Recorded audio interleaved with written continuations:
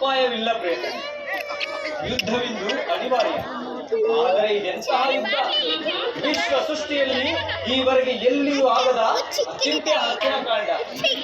ಒಂದು ಕಡೆ ಕೌರವರ 11 ಅಕ್ಷಯಣಿ ಸೈನ್ಯ ದಳ, ಭೀಷ್ಮ, ದ್ರೋಣ, ಕರ್ಣ, ಕೃತವರ್ಮ, ಅಶ್ವತ್ಥಾಮ, ಕೃಪ ಮುಂತಾದ ಮಹಾರಥಿಗಳು. ಮತ್ತೊಂದು ಕಡೆ 7 ಅಕ್ಷಯಣಿ ಪಾಂಡವ ಸೈನ್ಯ. ಯುದ್ಧ ಮುಗಿದ ಮೇಲೆ ಈ ಮಾನವ ರಾಶಿ ಎಷ್ಟು ಜನ ಜೀವಂತವಾಗಿ ಉಳಿಯುವರು? ಯುದ್ಧ ಯುದ್ಧ, ಪ್ರಪಂಚದ ಅನಂತ ಪ್ರಳಯ, ಅಸೀಮ ದುರಿತ.